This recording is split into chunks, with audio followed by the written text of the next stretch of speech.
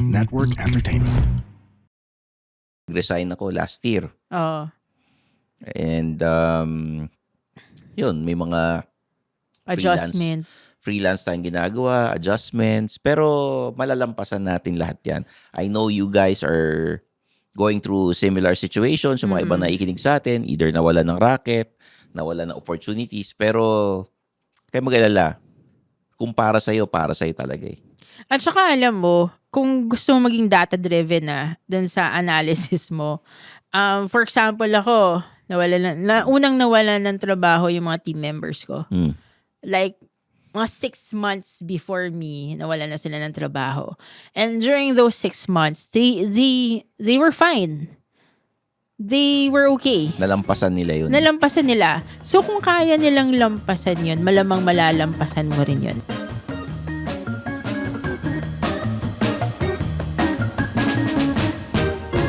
Mga Immortal, welcome to the Underpaid Podcast. I'm your host, Stanley Chi. Ito ang podcast na pro-employee para sa mga Immortal, where we talk about work-related topics in a light manner na parang nagkukwentuhan lang tayo sa pantry. Kasama ko po ang aking co-host, si Zar de los Reyes, CRSP, and Happy New Year, syempre. Happy New Year. Ano yung ilang Happy New Year na natin to? Dahil January. Happy New Year. Basta pag January, kailangan ganon. And we'll talk about the highlights and lowlights of 2025. Ayun. Diba? Kasi marami naman nangyari nung past year. Oo. Actually, past years, maraming nangyari. Hindi naman natin na kwento lahat dito sa Underpaid. Oo So naman. we'd like to share it to our listeners, sa mga Immortal, para naman malaman din nila kung ano yung ginagawa natin sa buhay-buhay. No? I know a lot of people watch the car reviews from Suplado Motors. They see the TikTok videos na nagwa-viral. They watch me bukod sa Underpaid, no? They watch me sa men's room. May mga bulungan kaming segment doon na nagte-trend at marami nagtatanong sa akin kung sino yung binubulong ni ganito, ni ganyan. Madaming chismoso. Daming chismoso. So, eto, kwentuhan tayo, no? Pero simulan natin with Zar. Alam mo yung kilala mo si Mel Robbins? Hindi. Si Mel Robbins? Hindi ko siya kilala. yung meron siyang book, yung Let Them, siya na rin gumawa ng Let Them theory. Also meron siyang podcast. I think it's one of the top podcasts sa US. So what she does at the end of the year, she evaluates what happened to her. Kasi usually pag end of the year, sometimes may isip mo lang yung mga bad things. So sabi niya, yung process daw is to look at her camera roll sa phone. And then nililista niya kung ano yung mga maganda. Kung ano mga nangyari. Tingnan ko nga ngayon yung camera roll ko. Ang dami mong photos, Stanley. Sige nga, tingnan ko nga. Pero kailangan mo from January up until, syempre, December. Tingnan mo kung ano mga achievements mo. It could be little things. It could be like, kunwari, na kasama mo yung mga magulang mo. For siguro, for the 4 quarters or 4 times, di ba? Okay.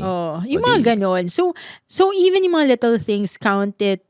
If you see something good in it, count it as something good that happened to you for that year. Sige, kwento ka. Ano yung, what is something good that happened to you last year? Last year, alam mo yung first thing na naisip ko? Yung viral video natin sa Suplado Motors. Cat video. Na cat video. So kapag nakita nyo yung Ford cat video. Ford Territory cat video. Ford Territory trend, di ba? Yun yung cat video, yung launch nun. Ako nag-shoot nun. At saka nag-edit. So ngayon, parang for someone with siguro hindi man basic, average social media background. And then video editing skills and also video taking skills. And of course, it's one of the first launches na sasakyan na inattendan mo. Oo, it's one of the first launches na na-attendan ko. And that video, it garnered mga 30 million likes, views pala. Oo. 30 million views across all channels. So that is a very big achievement for me kasi it's also a company that we're starting. It's a Suplado startup. Motors, Oo, yan. yung Suplado Motors. Mag-subscribe kayo. So if I'm going to list siguro three things na that happened na really good. Well, yan, yung cat video na yon. Kaya lang ngayon, ngayon nasinisira yung algorithm namin sa Suplado Motors. Pero it's still a big achievement. So, yun yung first thing. And then, yung second thing, I got a new job. So, I'm learning a lot of things right now. And then, third thing, siguro I spent a lot, the first half of the year, I spent a lot of time with my family.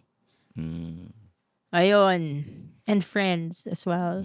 Okay. So, yun yung three things for me. Okay Mukhang... Three good things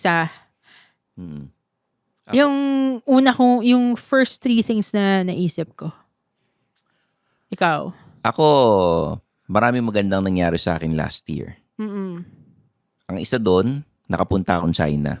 Wow! Because of car brand, Jayco and Omoda. Was it your first time? That was my first time na nakapunta sa Shanghai Auto Show. Wow. And then, second thing that happened, marami nangyari, pero ito, nakapag-jogging ako ng 5K, 10K. Last year ko nagawa yun. Last year ko nagawa yun. Shout out kay Zar. Ayun, dahil salamat. Ng, Hindi ako nagtanong. Siya yung nag-yaya sa akin mag-jogging. Nilibre niya ako ng kasi may coach kami.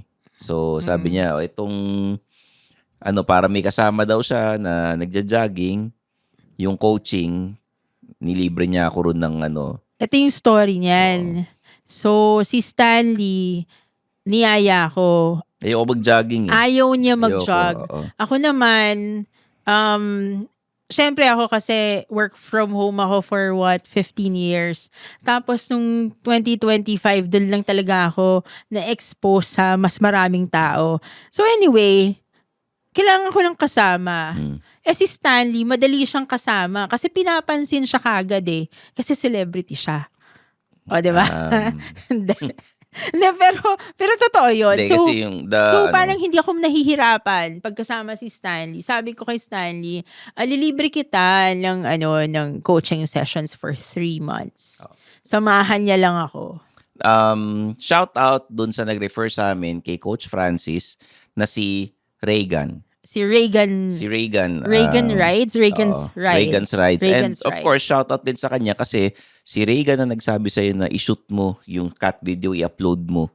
Na siya nagsabi sa akin na dapat kung 12 o'clock ipopost ng mga tao yung mga videos nila, dapat yun rin daw gawin ko. Kasi mataas ang engagement kapag Ford. Ayun. And so yun yung kwento nung jogging, no? Oo, yun yung second mo. Yung third, nag-click yung mga food reviews na ginagawa ko. Ay, tama. Which is, si Zar ang nag-shoot sa akin noon.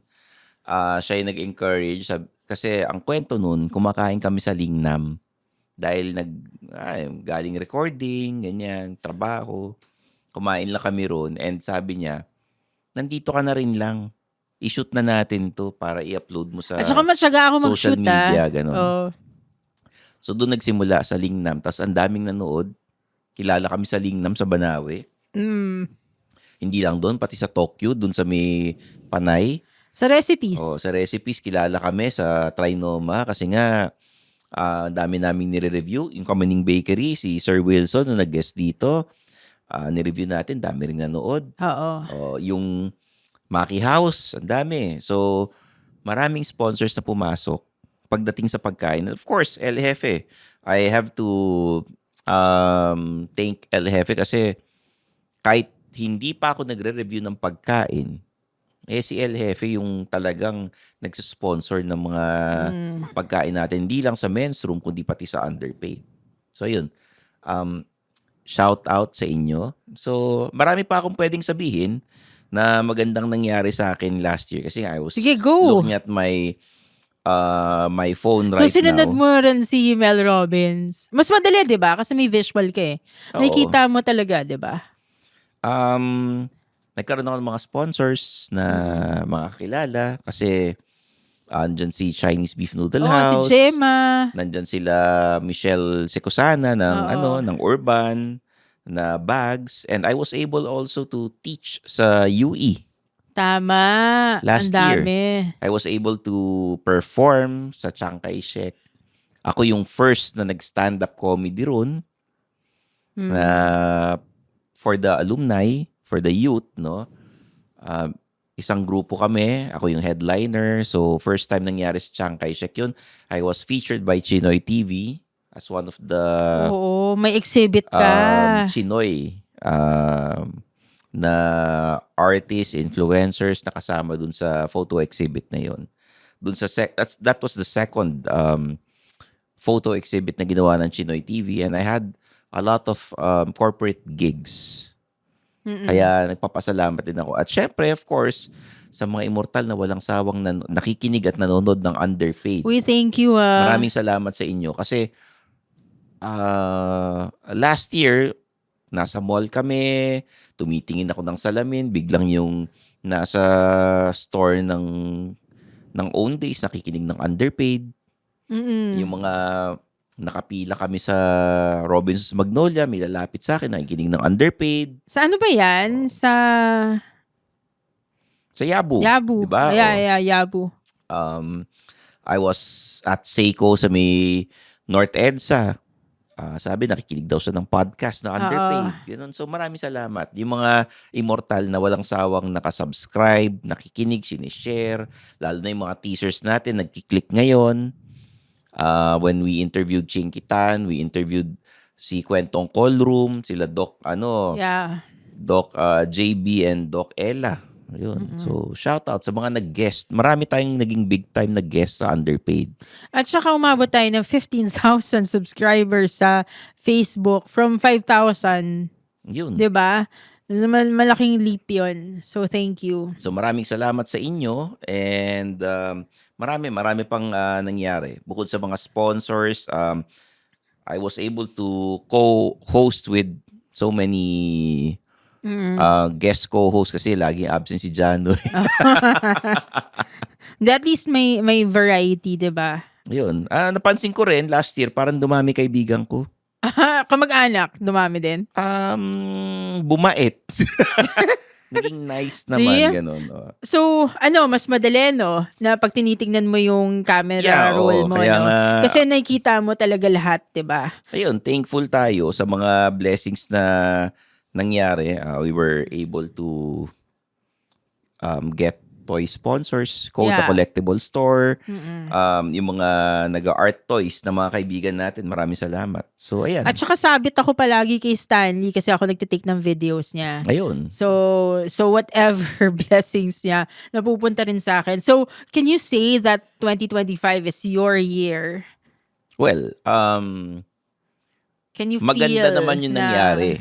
I cannot say na it was my year. Maganda rin naman nangyari sa 2024. It was the 2024 was the time na first time ako nag-host sa Chinese New Year sa Banawe. Oo, tama. Yung libro ko naging pelikula. So, di ba maraming magandang nangyari noong 2024 din. So, eto, looking forward to 2026, sana mas gumanda pa yung mangyari. True. And if it's not your year, because last year was not my year, so I did mention na, we talked about the good things, but then there are also the bad things, and 2025 might not be your year.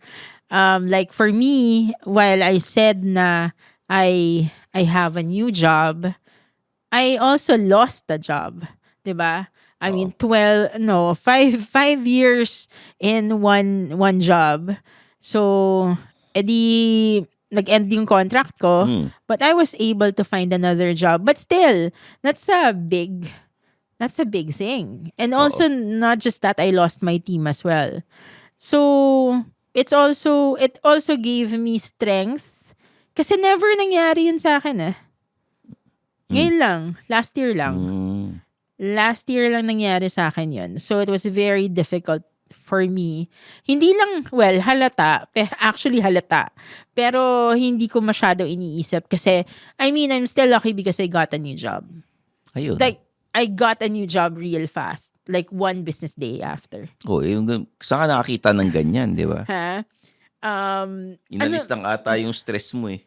Pero, alam mo, may adjustment rin yun. Kasi, hindi naman managerial ang role ko ngayon. Pero, at least, by choice naman yun. For me to rest from recruiting, for me to parang have a career break. So I call it a career break kasi hindi naman ito talaga yung kung anong job ko ngayon, hindi naman ito talaga yung job ko for the past 15 years. So I call it a career break. It's my choice and it's not managerial. So hindi rin naman siya exactly entry level kasi okay naman yung sweldo. Okay naman yung sweldo. Mabubuhay ka naman. But then I also chose this path kasi syempre meron Suplado Motors, so I just chose to focus my time there as well. Pero yun nga, it's still not a good year for me. But that's okay. But that's okay kasi alam ko naman malalampasan ko yun. Hindi, lahat naman ng pagsubok na nalalampasan natin yan. Oo. Gusto ko lang banggitin, no? Ako rin, nawalan din ako ng trabaho last year. Tama. Diba? Oo. Oo, pero kasi nawala man ako sa Philcoach, nawala ka man dun sa dati mong work. May Suplado Motors naman tayo. Actually, sakto nga di ba? Alam mo yung saying na pag may nawala sa'yo, Hindi, pag may nagsara na pinto, pag may magbubukas na bintana. Ayun sa atin naman. So, ito yun. Ang ine-expect ko bubong yung magbubukas, no? Dahil sa dami ng bagyo na dumadating. Pero 'di ba? Bubong yung nawala sa atin, yung nagbukas. Kasi alam mo, syempre during that time, kasi magkasunod lang tayo, Stanley, 'di ba? Magkasunod lang tayo eh. Kasi ako alam ko na nang maaga eh. 2 months before, good thing naman, tinatrust ako ng mga ng mga boss ko na hindi ko sila lalayasan or hindi ko sila abandon. Ganun ka professional ang tingin sa akin, 'di ba? Ano 'yun? Achievement 'yun in a way. Yun. Kaya lang year, masakit rin 'yun. Masakit din. It's something that I didn't expect also. Ikaw wala kang trabaho. Ako, I've been with my old company since the pandemic, 2020. Oo. Nag-resign ako last year. Oo. And yun, may mga freelance tayong ginagawa, adjustments, pero malalampasan natin lahat yan. I know you guys are going through similar situations, yung mga iba na ikinig sa atin, either nawala ng racket, nawala ng opportunities, pero kayo mag-alala, kung para sa'yo talaga eh. At saka alam mo, kung gusto mo maging data-driven dun sa analysis mo, for example ako, unang nawalan ng trabaho yung mga team members ko. Like, mga 6 months before me, nawalan na sila ng trabaho. And during those 6 months, they were fine. They were okay. Nalampasan nila yun. So, kung kaya nilang lampasan yun, malamang malalampasan mo rin yun. Kaya lang, syempre, yung uncertainty, yun yung nakakatakot. Nandun yung stress, nandun yung uy, may kukuha pa kaya sa akin? Matatanggap kaya ako pag nag-apply ako? Ganyan. Or will I get the same salary? Diba? Yun. May mga ganong questions. Pero, ayun, it turned out okay. At least for me. Ikaw? Sa akin, sa'yo, oo. Or I was not. able to borrow, we were able to borrow a car from Subaru. Oo. Na i-review, abangan niyo yung video na yun. Mayroon tayong journaling workshop this January 24. Yung January 24 na yan, ang mga guest natin, Mirza Season, ng Summit Media. Siya yung executive editor. Nag-guest na rin siya dito sa Underpaid. They'll talk about journaling, yung mga goal setting, planning session yan yung Underplanned, the Underpaid Podcast Journaling Workshop. January 24, dito gagawin sa The Pod Network Entertainment, 10 a.m. Meron tayong live recording. Pwede kayong makinig. Pwede kayong makinood.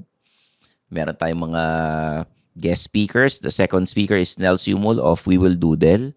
Tuturuan niya tayo paano i-design yung mga journals natin. And of course, the third speaker is Marky Mendoza. And he'll talk about manifesting for your career this 2026. We will be uploading the posters, everything, the details on our social media pages. Click the Google Docs na link and mag-sign up kayo kung gusto nyo mag-attend. We'll be accommodating until up to 50 people lang. Yeah. Kasi may mga raffle tayo, may loot bags, courtesy of Omni. We have TT Racing, maparaffle. Urban bags will be raffling off yung mga bags natin. A piso planner from Chinkitan. You also have sa Banana. Johnson Chua of Phoenix Dragon. Yeah. Will You would be giving away charms. So yun, it's a planning session, career coaching, meet and greet ng Underpaid Podcast, all rolled into one event. So Yeah. ano to? It's an event with a purpose. May True. mapapala kayo. Sabihin nyo, watching it for me. Marami kayong matututunan sa January 24. The live recording will be 10 a.m. The event itself will be 2 p.m. Pero I suggest Yes. 1 p.m. pa lang. Pumunta na kayo dito sa The Pod Network Entertainment. The details will be sending it out online. Basta mag-sign up lang kayo.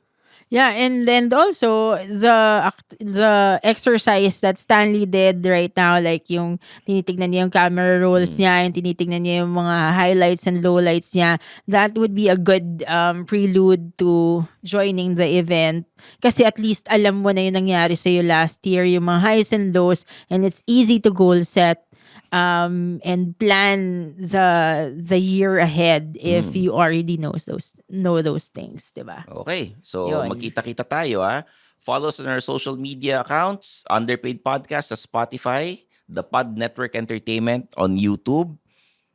Personal social media ko, Stanley Chi. Si Zar, meron din siya. Yeah, please follow me on LinkedIn. It's Zara de los Reyes 1. And of course, mag-subscribe kayo sa Suplado Motors. Yes. Kumpleto yan, ha?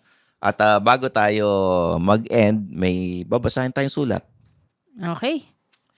Ito, sabi sa akin, Dear Underpaid, na-promote ako pero parang title lang. Yung sweldo ko kasi halos pareho lang. Yung trabaho ko dumoble. Pag nagkamali, ako kagad ang sinisisi. Pero pag may achievement, team effort daw. Parang na-promote lang yung stress ko. Pero hindi ako na-promote sa buhay. Ano bang pwede kong gawin? Pwede ko bang kausapin si boss na ma-promote na pagka na-promote dapat ma-increasean din. Ano ba bang dapat kong gawin? O Zar, anong papayo mo rito? Alam mo yung mga promotion, pwede mo rin naman i-decline yan eh. Kung wala ka lang mapapala dyan, diba? Alam mo, meron ako may mga coworkers ako na tinatanong ko, uy, pwede ka na mag-team lead, for example. Or pwede ka na maging, siguro, senior agent, for example. Tapos, sasabihin nila sa akin, ayoko kasi konti lang naman yung pay raise. Kasing konti Oo. konti talaga.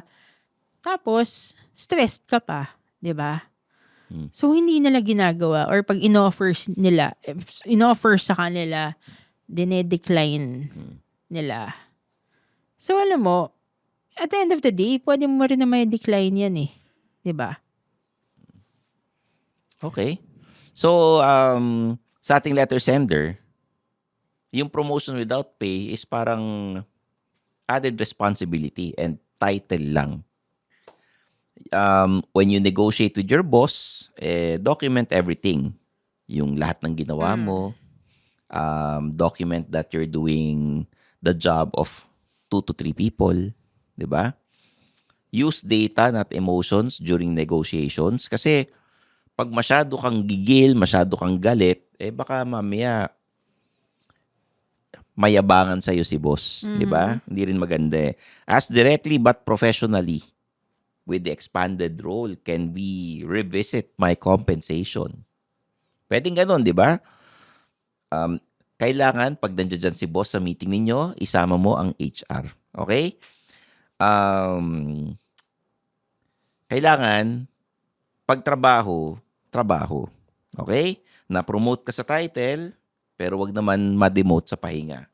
At sana, pag trabaho ikaw, hindi naman pwedeng pagsweldo will get back to you. Kailangan pag-usapan nyo talaga yan. Hindi motivation ang promotion kung walang increase sa sweldo. Okay.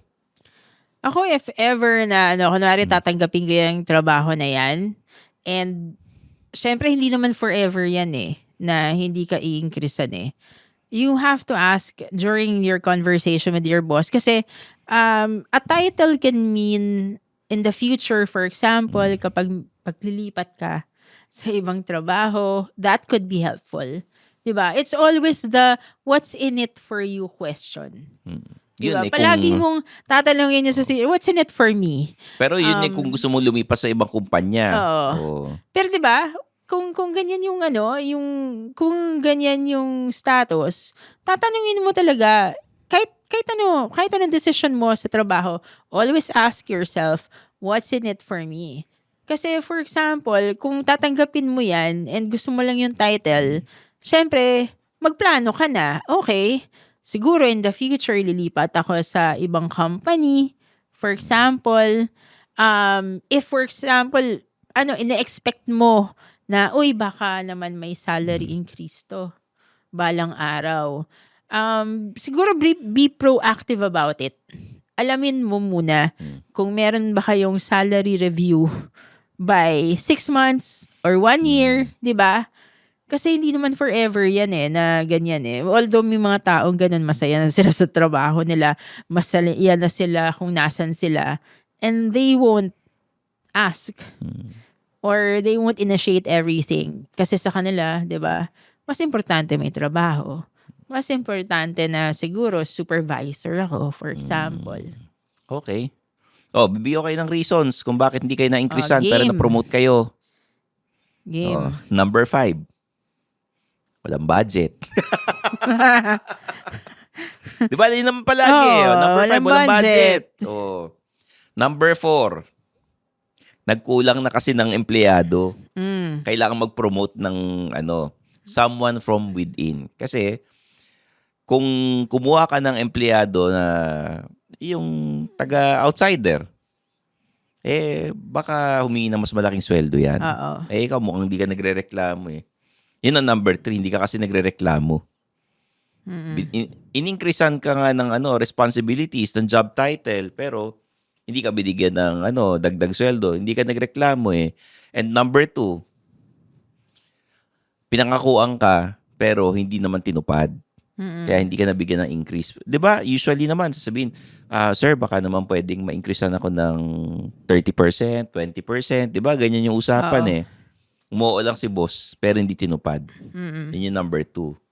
And number 1, utu-utu ka kasi. Yun lang. Hindi, nagpauto ka kasi. Si boss, bolero. Most promising. Puro pangako. Most promising talaga. Diba? Puro pangako nga. Most promising. So, ikaw naman, nabola ka. Pinuri ka ng pinuri. Ikaw kasi talaga yung magaling. Ikaw yung kailangan namin dito Pero pagka nanghingi ka na ng increase, sir, may increase ba yung sweldo ko? Wala pa kasing budget Babalik ka na naman sa number 5. Ikaw, naniniwala ka. Malay mo, after 3 months. Tapos after 3 months. Dumating na yung 6 months. Wala na naman budget. Nagpauto ka kasi. Alam mo, ginana na ako. Pero on the parang 6th month yata, bumigay na. Ayun. Pero ito, hinanapan niya talaga ng budget. Pero ako, makulit ako. May spreadsheet pa ako eh. Oo. Pero alam mo, kapag nangyari sa'yo yan, tapos sasabihin sa'yo walang budget, try mo makipag-negotiate ng mga yung mga leaves, for example, additional leaves or libreng parking, yung 2-hour lunch. Pwede ba 2-hour lunch? May mga ganun ba? May mga iba, sige, papayag ako pero alas 10 ako papasok, hindi alas 9. Oh, yun. Diba? Yun, Parang flexible time. You would negotiate in ways na papayag yung kumpanya na, hindi naman tayo talo rito. Oo. Baka pwedeng, pumasok na lang ako ng mga 1 p.m. Ganun. Hindi monetary yung reward mo. Kumbaga parang may leeway ka to do your job, hindi ka masyadong higpitan. Ayun. Pero meron akong ganyan. Trainer ako before. Tapos, binibigyan kami ng flexible time. Pero yung isang teammate ko, yung isang trainer, abuso naman. Dumadating siya mga 2 p.m. Ayun. So, iba naman yun. Pero siguraduhin nyo muna na okay lang sa kanila yung mga flexible time at saka may certain boundaries. Pero negotiate yung mga non-monetary privileges. Diba? Okay. Yun. So, a job title might look good on paper. Pero in the long run, talo ka kasi kung hindi ka na-increasean. Diba? Added responsibility lang yan. At sana, pag-isipan nyong mabuti at mag-negotiate kayo ng maayos kung kayo ay mapopromote. So there you have it. I hope na may natutunan kayo sa episode na to. For Zardos Reyes, I'm your host, Stanley Chi. This is the Underpaid Podcast.